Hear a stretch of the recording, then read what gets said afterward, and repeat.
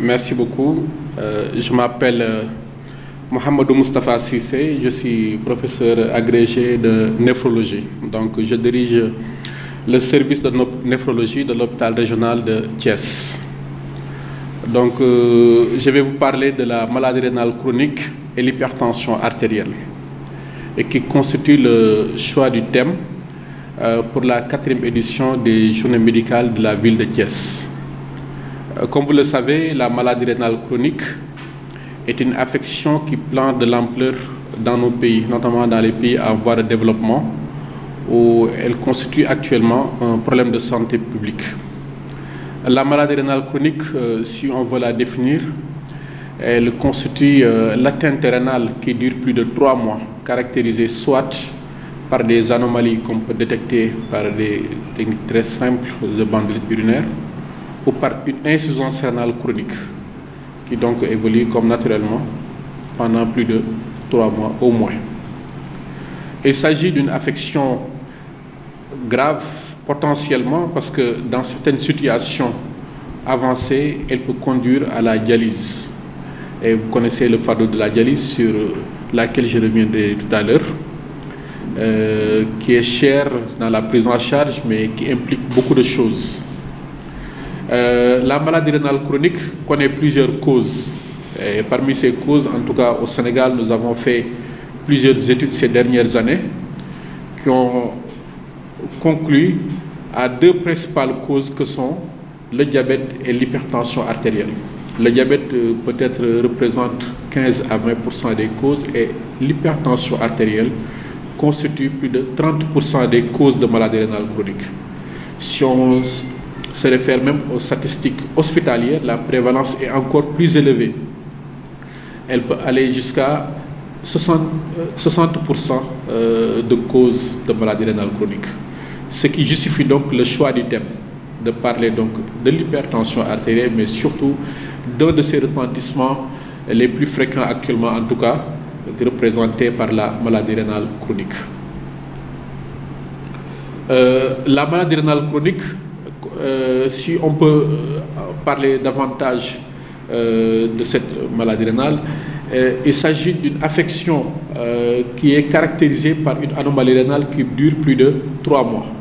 Donc, elle connaît plusieurs stades successifs, et c'est à partir du stade 3, donc plusieurs stades jusqu'à 5 stades, et c'est à partir d'un certain stade qu'on appelle le stade 3 qu'on parle d'insuffisance rénale chronique. Et cette insuffisance rénale chronique également va évoluer à plusieurs stades. Et arrivé à un stade terminal qu'on appelle le stade 5 de la maladie rénale chronique, le besoin de la dialyse est indispensable. Il faut que le patient fasse de la dialyse pour survivre face à cette maladie. Parce que tout simplement, lorsque le rein arrive à un stade 5 de la maladie rénale chronique, qu'on appelle insuffisance rénale terminale, le rein n'arrive plus à assurer ses fonctions, notamment la fonction d'épuration. Donc il y a une accumulation des déchets dans le corps. La fonction d'excrétion, il y a une accumulation de certaines substances, notamment du potassium et autres, dans le corps, mais le rein n'arrive pas non plus à fabriquer certaines hormones, notamment l'érythropoïétine, la vitamine D. Et donc les conséquences sont une anémie, des anomalies osseuses et autres. Donc voilà en gros le problème de la maladie rénale chronique et sa première cause représentée par l'hypertension artérielle. Donc ces dernières années, vous avez vu, il y a la création de plusieurs centres d'hémodialyse, ceci pour assurer la prise en charge de la maladie rénale chronique. Nous disons c'est bien de traiter les malades en leur offrant la dialyse, peut-être même la transplantation rénale. En tout cas, nous le souhaitons ardemment pour nos patients. Mais dans nos pays en voie de développement, le choix devrait surtout porter sur la prévention de la maladie rénale chronique liée à l'hypertension artérielle. Et cette prévention, elle est primaire, secondaire et tertiaire. Dans la prévention primaire, l'objectif est d'éviter l'hypertension artérielle.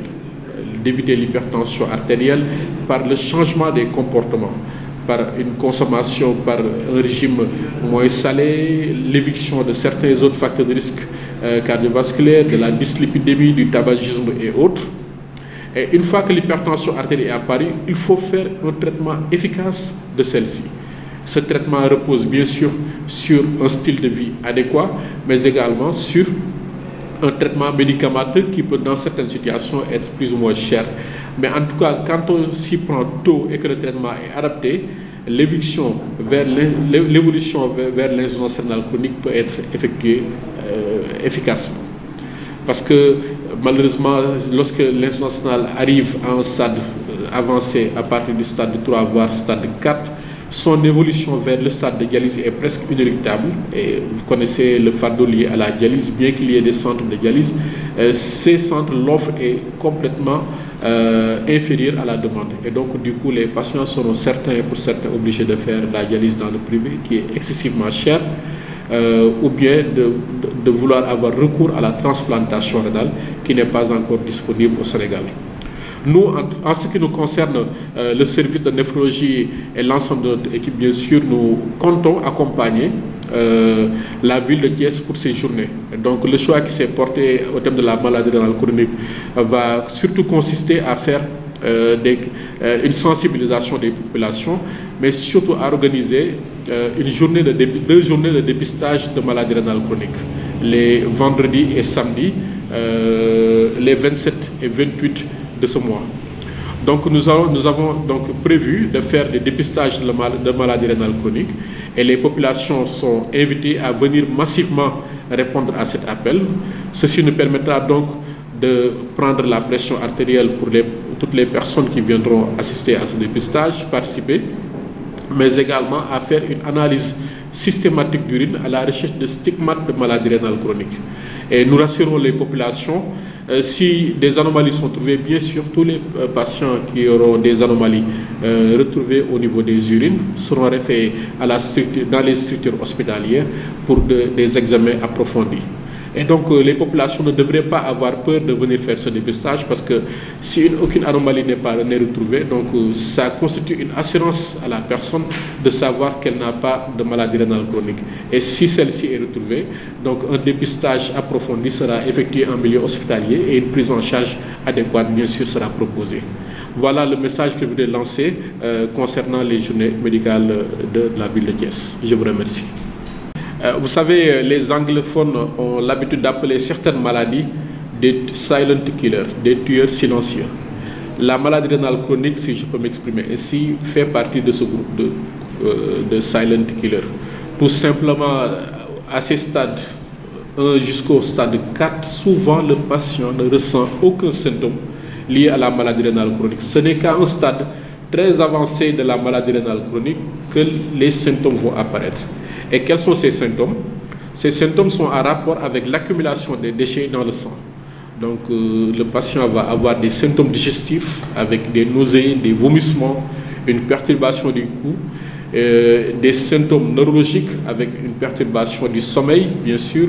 On dit même qu'il y a une inversion du rythme nictéméral du sommeil. Le patient ne dort pas la nuit, mais a une hypersomnie diurne. Donc le rythme nictéméral du sommeil est complètement inversé. Le rein est responsable de la fabrication de certaines hormones, notamment de l'érythropoïétine, qui est responsable de la fabrication de globules rouges. Et donc, lorsqu'il y a une insuffisance rénale avancée, le patient va avoir une anémie extrêmement sévère.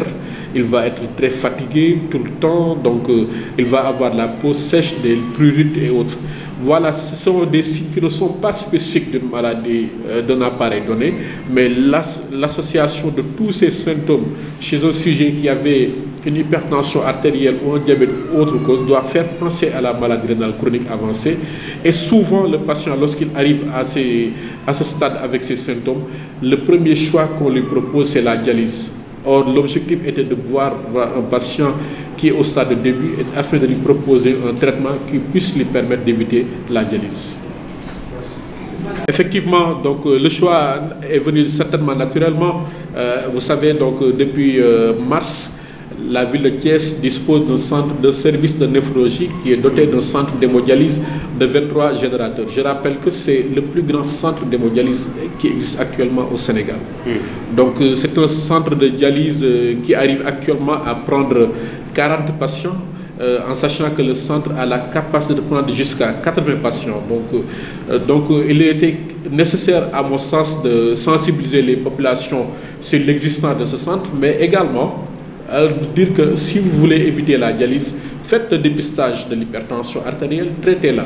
Et si vous avez une maladie rénale chronique également, traitez-la correctement, évitez tous les facteurs qui peuvent précipiter son évolution vers le stade de dialyse. Donc voilà, c'est une situation d'information, de renseignement, mais surtout de faire comprendre aux patients que c'est une affection, bien qu'étant grave, elle est potentiellement prévisible, et donc un traitement efficace peut permettre donc d'éviter la survenue de maladies rénales chroniques.